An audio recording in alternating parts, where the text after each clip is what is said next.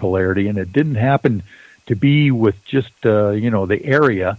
It had something to do with the entire area that we were in at Takalaka Lake. So we got Bigfoot activity. We got UFOs caught on tape, basically, and up close and personal, less than 2,000 feet elevation. And then we've got magnetic anomalies. We've got missing time, by the way, that was corroborated because when the battery died in Kevin and Sam's trailer that I was using for my CPAP machine, at 3:30 in the morning, I woke up because the battery looked like it was dead. And so I decided to go out and go to the restroom real quick. And I swear I was only gone for a minute, maybe 2 minutes at the most, just going to the porta potty outside of the trailer. And when I come back, I'm surprised to notice that Kevin had already switched the battery over, and I didn't realize he could do it so quickly. But he did wake up when I came in, and he asked me what time it was again, and it was 4:30 when I came back. And I remember telling him we were talking when I left, it was 3:30. So anyway, we got some missing time there and the magnetic anomalies. So who knows what happened there at Takalaka Lake. It's just a fascinating thing. By the way, we've just been green-lighted to go another 10 minutes, so I'm going to talk to a couple other folks here on the line. Matter of fact, Mary was at Takalaka Lake. I don't know, Mary, are you still on the line when your vehicle died? I'd like to hear about that story. Okay. Can you hear me okay? Sure, wonderful. Okay, because I might drop. I'm on the move, so. Okay. Sorry to put you on the spot there, but I thought it would be interesting for people to realize not just your vehicle, but a lot of the other vehicles seem to have lost power. Their batteries died, and it'd be interesting to get your firsthand testimony of what happened to you. Yeah, I think mine happened the night before because I actually left the Skywatch and all the missing time and everything, but the prior night,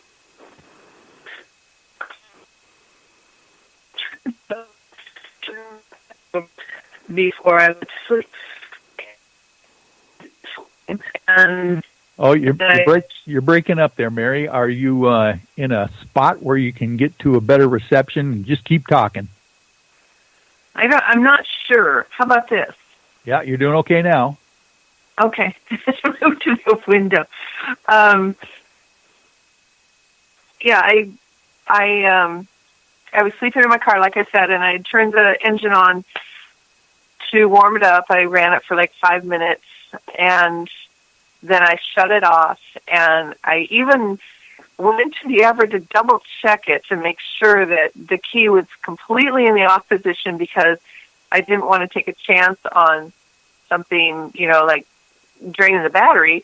And I'm sure everything was fully off because I before I went to sleep, I was just noticing how dark everything was, not a light anywhere. So everything was off. And when I woke up in the morning, my car would not start. The battery was completely dead. Oh, and I'd never done that before. Oh, your battery has not, it wasn't an old, well, it might have been an older car, but your battery had not died previous to that then. No, I've never had a single problem with my battery prior to that night. And yeah, it was just completely dead, and there was nothing that could have drained it. Yeah. Nothing normal. And here's the funny thing about that is that it wasn't just your car or a couple other of the I-Team cars. Dan Weiss's car did the same thing. His battery died. But the camp hostess lady at Takalaka Lake, who was in charge of the campground there, told us that she had multiple other people come up to her from the different parts of the campsite and had the same problems, that their car batteries died, their RV batteries died, they needed jumps in the morning there and stuff. And if Kevin is still on... Oh, go ahead. Well, I was going to say, Dan had called me and asked me, and this was a few days later, he called me and asked me to, walk around the car with a compass. And when I got close to sections of the car, the compass needle started moving oddly. That was, a few days later. Oh my goodness.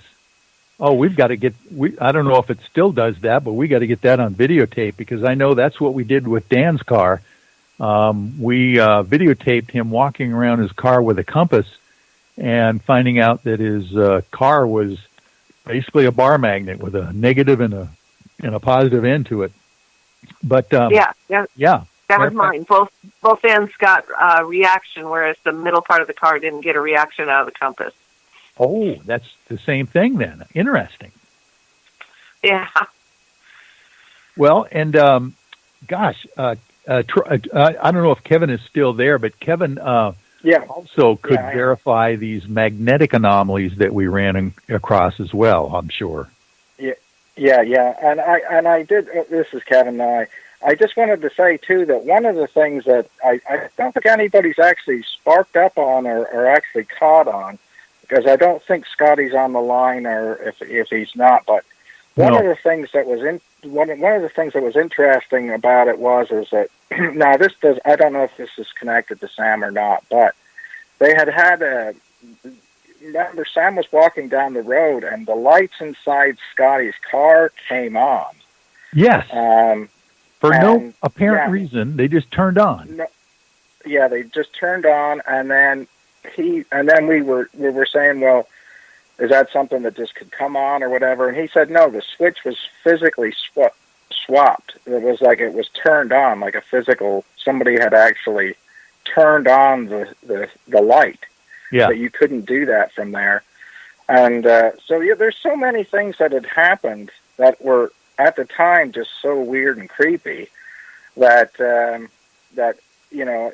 it's very strange to me that so much was happening at that time.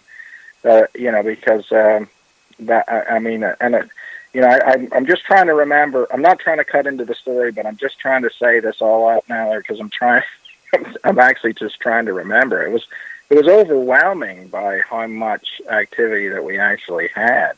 Yes. But yes, the magnets were there, and that was what's interesting about Mary's car being the front and the rear of her car doing that is that that's not the speakers. The speakers have magnets in them in the door panels. So yeah, that was one of the things that if it was happening in Mary's car without that. That the other part didn't react to it, that's actually pretty interesting to me. Oh, definitely. Well, listen, we're going to kind of wrap up some of the things right now. We got about 5 more minutes left, but there's a couple members I need to talk to here before we get done with the show. And I don't know is Nikki still on the line? Are you there, Nikki? I'm still here. Oh, good, because I wanted to ask you, being one of our psychic intuitives, what you're kind of feeling for the new year that we're looking at here in 2019 with all the strange events that we've been through in 2018. What is your impression of what's coming down the line? It's kind of an interesting question right now. A lot of things that I said were going to happen regarding by the end of this year, a lot of those have happened. Regarding the following year, 2019, a whole heck of a lot more, like double to triple the amount of what we had this year will happen in 2019. Oh, my. Yeah, that's kind of my take on it. I'm still kind of processing or digesting it, so to speak. Yeah.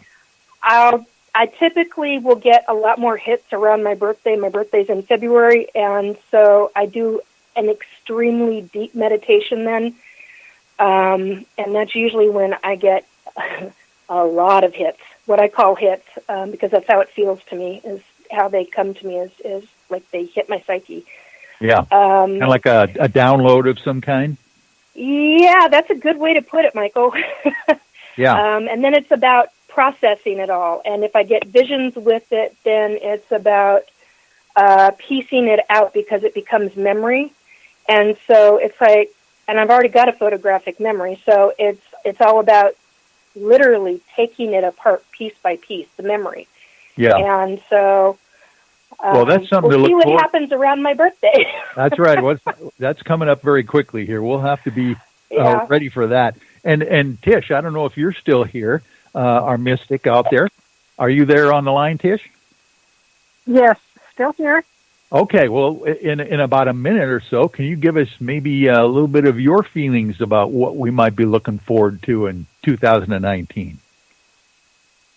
Well, I am in a very transitional period right now. Everything has just gone inside out and upside down with me, and I have no idea what's happening. I've always had an agenda about being an advocate for the light beings, and that agenda has kind of dissipated. There's going to be some new work for me in the new year, and I'm not sure what it is. Interesting. You're transitioning. So it's kind of, that's what it is, maybe a transition time for all of us. And I just feel it coming down the road as well. Oh my goodness. Well, listen, go ahead. More meditation for sure. Going within and listening. That's how I get my information. Yes. Wonderful. Like Nikki. Yeah. Say that again, Trish. Like Nikki, we go within, a lot of meditation. Oh, yeah. Well, very much the meditation. It's a huge deal to calm every part of your body down. And actually, people may not know this, but you can actually communicate with, okay, this is going to sound odd, but the plants and the surrounding environment when you get to a really deep meditation. I'll bet. Well, listen, I've got to wrap things up here, by the way, you guys. I just want to thank every one of the UFOI team members here. If Lee's still on the line, Lee, thank you, buddy. Are you still there? Looks like he's left already. And we've got, of course, Tish the Mystic. And by the way, the She-He Dragon book that she is the author of is something you need to buy in the new year. So let's look out for Tish Lee's She-He Dragon. It's spelled S-H-E Dragon, but it's kind of got the She-He thing capitalized, right, Trish? She/he. It refers to the sacred masculine and feminine within oneself. Yes, it's a great book. So you got to check that one out, folks. And Ray Leo. Yeah, and read. Read the. Go ahead, Trish, quickly. Just read the reviews on Amazon. I've got some great reviews that I'm really thankful for.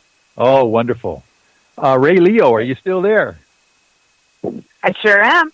Well, Ray, thank you very much for this year-end review. I really appreciate all that you've done for the UFOI team as one of our members this year. So thank you. Yeah, well, thank you. And I want to let everybody know, too, out there that I'm in production of quite a few films. I've been on the road for over 3 months. I have a YouTube channel. It's only got two videos up right now, but you can check me out under Ray Leo. I'll have multiple others coming up. They're already in the can. I just have to have them edited. So looking forward, I have multiple investigations that I've just done on the road for the team, and I hope that everyone will check that out.